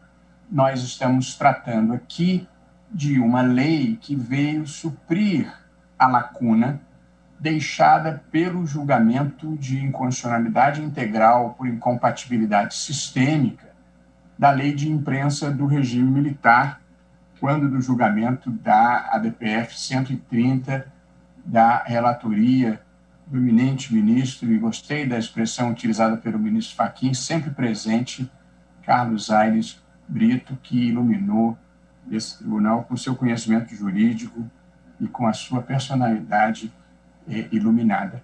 E, portanto, havia um vazio que foi preenchido por essa lei, e penso, presidente, que, no geral, de maneira bastante satisfatória, compatibilizando a liberdade de expressão, que é um valor de expressão máxima na Constituição, com os direitos das pessoas eventualmente afetadas por imprecisões ou por notícias equivocadas ou mesmo deliberadamente falsas. A liberdade de expressão, ela se legitima como uma expressão da dignidade da pessoa humana, ou seja, uma manifestação da personalidade de cada um. Ela se legitima porque permite uma livre circulação de ideias e de opiniões, o que é próprio e, na verdade, é uma exigência da democracia, e para que nas sociedades livres se busque a verdade possível, porque, no fundo, em sociedades abertas e plurais, a verdade não tem dono. A mentira deliberada tem, mas a verdade propriamente não tem dono, porque a vida comporta muitos pontos de observação. Eu gosto de citar um verso do poeta Ramón de Campo Amor, em que ele escreveu: "En este mundo traidor, nada es verdad ni mentira. Todo tiene el color del cristal com que se mira." As coisas na vida têm a cor da lente pela qual são observadas, e as pessoas observam por lentes diferentes, porque têm vivências diferentes e experiências diversas ao longo da vida. Eu e outros colegas do tribunal fazemos parte da geração que conviveu com a ditadura e com a censura à liberdade de expressão e à liberdade de imprensa. Liberdade de expressão nas suas múltiplas manifestações, desde a liberdade de imprensa até a liberdade artística, no mundo em que as músicas, até as músicas, para que as novas gerações saibam, precisavam ser previamente submetidas ao departamento de censura, e havia, inclusive, compositores malditos cujas músicas eram invariavelmente rejeitadas e que tinham que apresentá-las sob pseudônimo. Já vivemos épocas muito tristes no Brasil, e triste mesmo é ver quem sinta saudade desse tempo. Pois nós, os que convivemos com a censura, temos uma visão, no geral, libertária em relação à liberdade de expressão, considerando como regra geral, quase absoluta, porque nada é absoluto nessa vida, mas como regra geral, a inaceitação da censura prévia, ou seja, do cerceamento de uma manifestação antes que ela seja efetivamente exteriorizada. Vota o ministro Luiz Roberto Barroso. De não se admitir ao fundo à esquerda, estante com livros, e ao centro, prateleiras com porta-retratos. É a possibilidade natural da reação a posteriori diante da injustiça, diante da inverdade ou diante da imprecisão. E não por acaso o direito de resposta tem assento constitucional, é previsto na Constituição. Ficou um largo período sem regulamentação, até que desde a decisão na ADPF 130, mas veio agora a ser disciplinado por esta lei 13.188 de 2015. E, aliás, presidente, destacaria isso, na prática, o bom jornalismo já adota como regra ética ouvir os dois lados, o que, seguida esta regra, minimiza o próprio Instituto do Direito de Resposta. Mas, às vezes, mesmo de boa fé, podem ocorrer erros, e pior ainda, quando sejam de má fé. De modo que acho que a lei veio em boa hora e acho que, no geral, regulamenta bem esse importante instituto, que é um contraponto, como disse, à inaceitação da censura prévia. Eu ouvi com atenção os ilustres advogados que estiveram na tribuna e cumprimento todos eles, o doutor Gustavo Benenboim, nosso ex-presidente da Ordem dos Advogados do Brasil, o doutor Cláudio Lamac, o doutor André, o doutor José Levi, advogado-geral da União. Ouvi com interesse e com atenção. Eu preciso dizer, presidente, que não me impressionei com a queixa quanto à celeridade.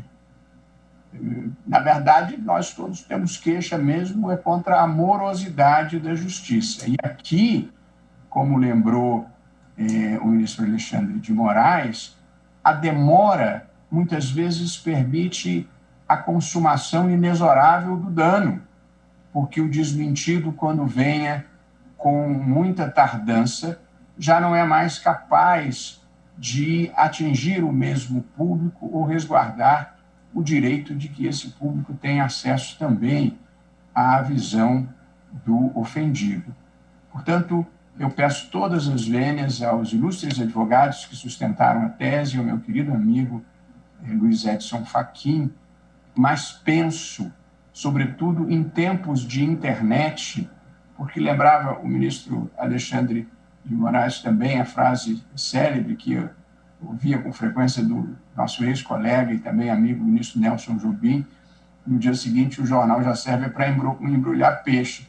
Mas hoje em dia, com a internet, a notícia não vai para o lixo rapidamente, ela fica online, e mais ou menos perpetuando a ofensa quando haja uma ofensa ou quando haja uma inverdade e uma imprecisão.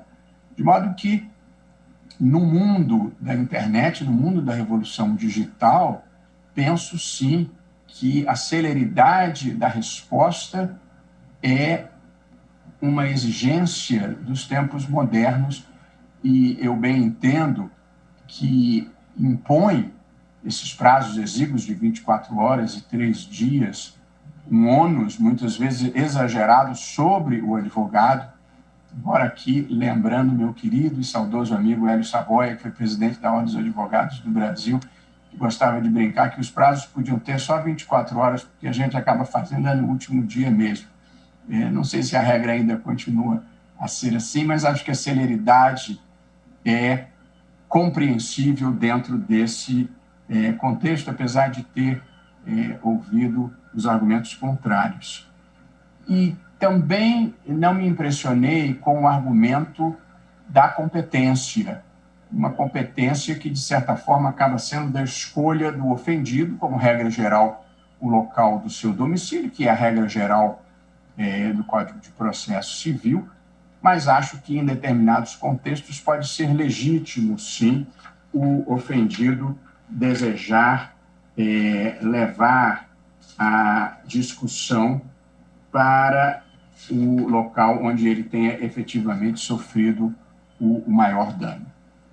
Houve um argumento da defesa e que foi explorado pelo Dr. Gustavo Bineboim que me impressionou e me levou a uma reflexão um pouco maior, que é a que diz respeito ao parágrafo 3º do artigo 2º, que tem a seguinte dicção: a retratação ou retificação espontânea, ainda que a ela sejam conferidos os mesmos destaque, publicidade, periodicidade e dimensão do agravo, não impedem o exercício do direito de resposta pelo ofendido, nem prejudicam a ação de reparação por dano moral. A reparação por dano moral eu não teria dúvida, mas na questão do direito de resposta, eu parei para fazer uma reflexão mais aprofundada, porque penso que essa norma possa eventualmente funcionar como um desestímulo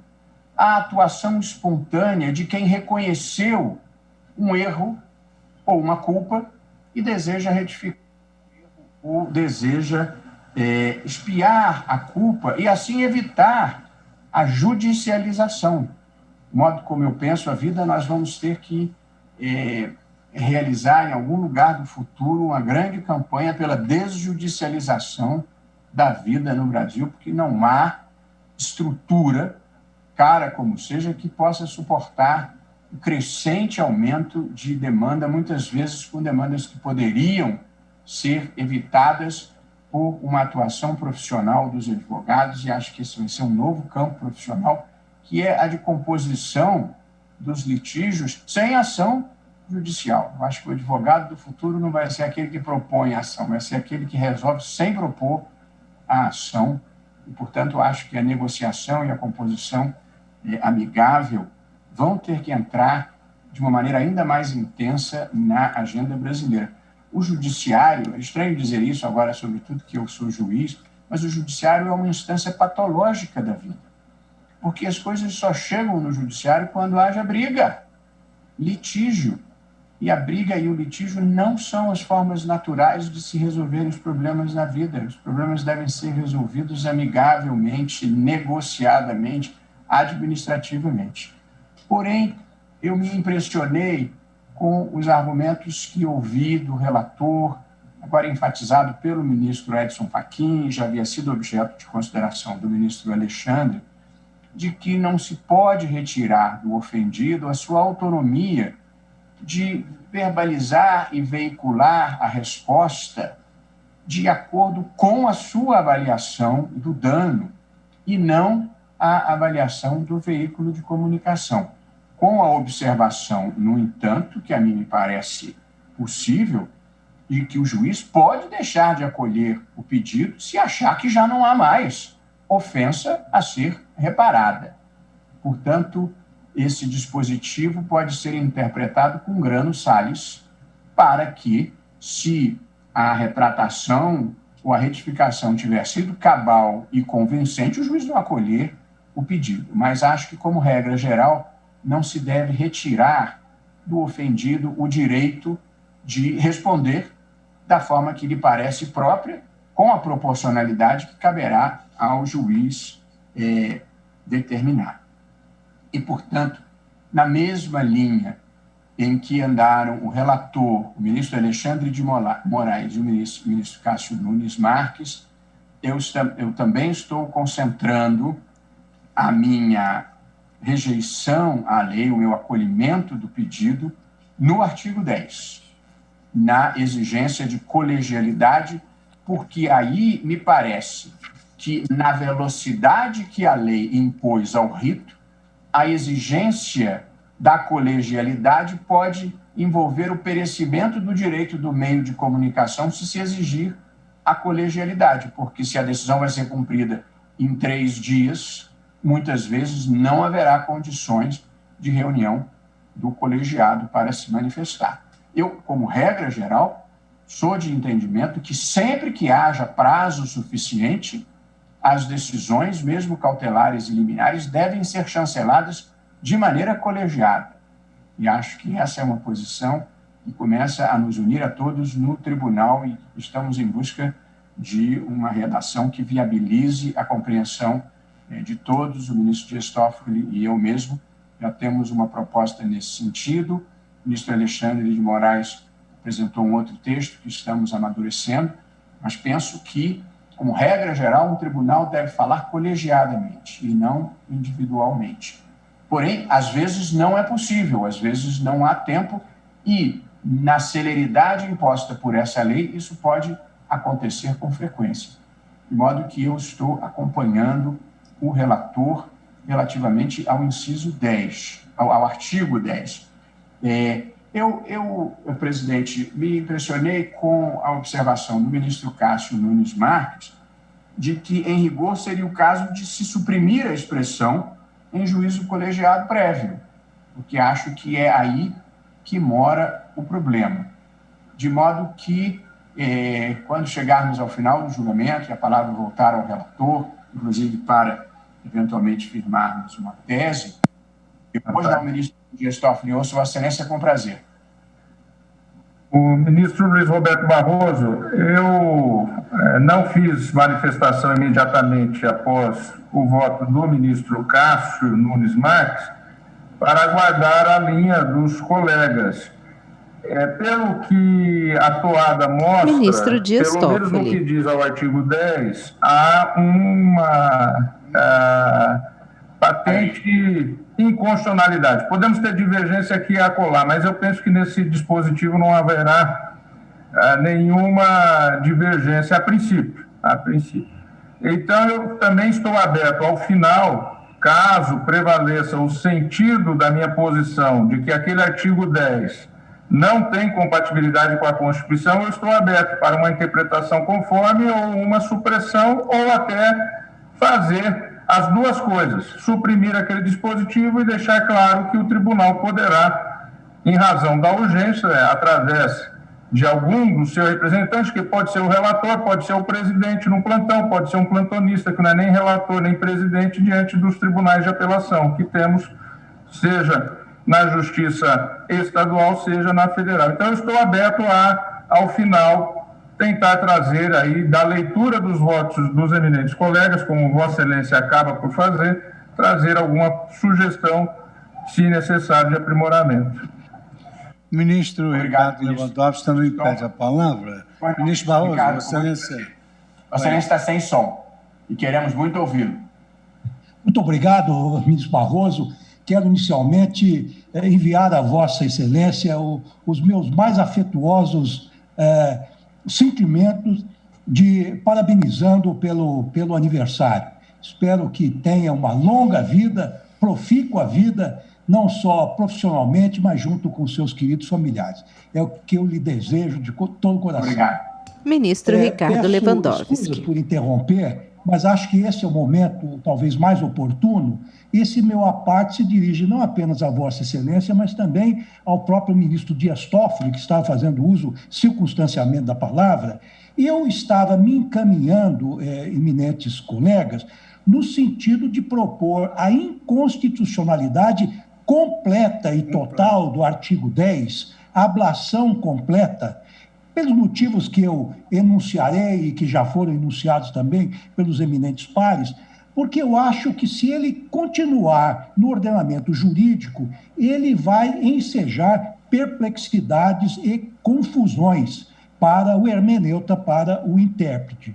Eu estava pensando até em avançar no sentido proposto pelo ministro Cássio Nunes, mas verificando, enfim, lendo novamente o artigo 10, eu observo que há ainda uma expressão que pode realmente, como disse, causaram uma certa confusão, uma certa perplexidade no hermeneuta, que é justamente aquela que diz respeito à concessão do efeito suspensivo pelo tribunal. Quer dizer, eu penso que esse artigo é absolutamente supérfluo à luz daquilo que se contém na legislação processual, na legislação infraconstitucional. A matéria está mais do que regulada, data vênia, pelo artigo 1015 do novo Código de Processo Civil, o Código Fux, não é, como todos dizem, que, inclusive, consigna o seguinte: cabe agravo de instrumento contra as decisões interlocutórias que versarem. Aí vem uma série de incisos. 1. Tutelas provisórias. E aí vem aqui o artigo 1019, que diz o seguinte: recebido o agravo de instrumento no tribunal e distribuído imediatamente, se não for o caso da aplicação do artigo 932, incisos 3 e 4, o relator, no prazo de 5 dias, poderá atribuir efeito suspensivo ao recurso ou deferir em antecipação de tutela, total ou parcialmente, a pretensão recursal, comunicando ao juiz a sua decisão. Eu, então, penso, com a devida vênia, e utilizando os argumentos que já foram explicitados, não só pelo relator, pelo ministro Alexandre Moraes, pelo ministro Cássio Nunes, por Vossa Excelência agora, ministro Barroso, eu entendo que realmente esse artigo 10 conflita com a Constituição no que diz respeito ao princípio da inafastabilidade da jurisdição, no que diz respeito ao princípio da ampla defesa. Eu acho que mantê-lo no ordenamento legal, pátrio, só vai causar, enfim, confusão. Eu tiraria completamente, ao invés de fazer uma ablação parcial. Mas é o que eu, enfim, é que eu gostaria, então, de manifestar esta minha ponderação antecipadamente, mas, claro, me dobrarei no sentido de que, naquele mesmo sentido que se encaminhar o plenário dessa Corte. Eu acho que esse artigo é perfeitamente dispensável, tendo em conta, desculpem-me insistir, aquilo que consta agora e minuciosamente, de forma minuciosa, no Código Fux, no novo Código de Processo Civil de 2015. É como me pronuncio. Devolvo a palavra ao ministro Gilberto Barroso, agradecendo essa intervenção do ministro Ricardo. Julgamento conjunto ADIs 5418, 5415, 5436. STF julgações sobre direito de resposta em matérias divulgadas por meios de comunicação. E respeitando a posição do ministro Ricardo Lewandowski, não tenho esse sentimento, porque acho que se poderia, inclusive, modificar o rito do Código de Processo Civil se o legislador da lei do direito de resposta desejasse, e desde que isso, evidentemente, não impactasse o exercício da jurisdição a tempo e a hora. A minha contrariedade em relação a esse dispositivo, no sentido da violação do devido processo legal, é porque considero que ele, ao menos em certas incidências, pode ser impeditivo da sustação do ato a tempo e a hora antes da veiculação do direito de resposta. Essa é a minha dificuldade. A referência a tribunal, o ministro Dias Toffoli já observou, eu não acho que seja imprecisa, porque o ato do juiz é sempre imputável ao tribunal, e não é só o relator, como diz o Código de Processo. Pode ser, como observou o ministro Dias Toffoli, o presidente, pode ser, eventualmente, o plantonista. Portanto, eu respeito o ministro...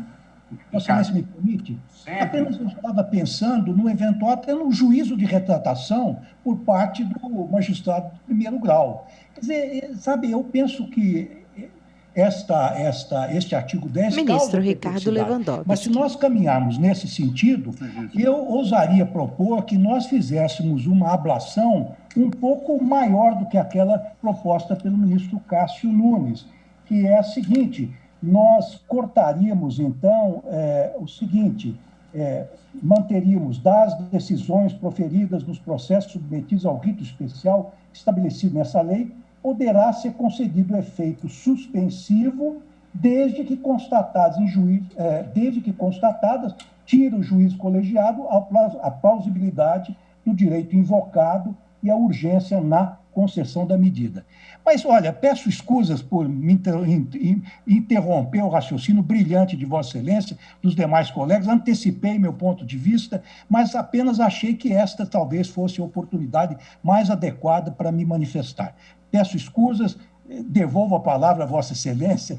Aliás, quem devolve é o presidente, mas eu simplesmente quero dizer que terminei a minha intervenção. Mas a intervenção de Vossa Excelência foi importante. Agora o ministro Roberto Barroso pede para concluir. Sempre bem-vindo, ministro Ricardo Lewandowski. É sempre verdadeiramente um prazer ouvi-lo, ainda mais com a fidalguia que é característica da sua personalidade de Vossa Excelência. E vamos deixar essa questão, digamos, para o final. Por hora, vou me inclinar no sentido que já havia manifestado, de conciliação da posição do relator com a sugestão do ministro Cássio Nunes Marques, ou até mesmo dessa proposta do ministro Toffoli de acumularem-se as possibilidades, quod abundant non nossa. E essa é a questão fácil em matéria de liberdade de expressão, presidente. A difícil vem por aí. É que nós todos nos preparamos para enfrentar a censura estatal. E penso que, no geral, estamos conseguindo derrotá-la. Mas agora, as mídias sociais já não envolvem apenas as questões estatais, porque é um espaço público, mas é um espaço público-privado. E, portanto, nós, em breve, vamos enfrentar o poder das próprias redes sociais de censurarem ou não censurarem, e em que situações é legítima a interferência, a exclusão de matérias ou de pessoas, quando violam as suas políticas de uso claramente, e penso que nas hipóteses, infelizmente isso existe, do culto à mentira, ao ódio, à intolerância, à grosseria, eu acho que são situações diferentes. O que mais me impressiona é que tudo isso frequentemente é feito em nome de Deus, presidente, como se Deus pudesse chancelar essas barbaridades. Mas essa é a questão que não está aqui, é a do futuro. É quando haja interferência privada na liberdade de expressão. Aqui o direito de resposta me parece plenamente legítimo, acho que a lei é boa e apenas faria essa restrição na linha do relatório do ministro Cássio Nunes, sem demérito às intervenções sempre oportunas do ministro Ricardo Lewandowski. Eu estou, portanto, com o relator nessa abertura que Sua Excelência deu para um dispositivo conciliatório. Como voto, presidente? Muito obrigado, ministro Luiz Roberto Barroso. São 16h15 e eu gostaria de que nós ouvíssemos com mais vagar o voto da ministra Rosa Weber, que certamente trará elementos ainda mais relevantes para esse debate tão instigante. Então, eu suspendo a sessão pelo tempo regimental e, ao retornar, vamos, então, concluir o julgamento. Eu suspendo a sessão, então, pelo tempo regimental.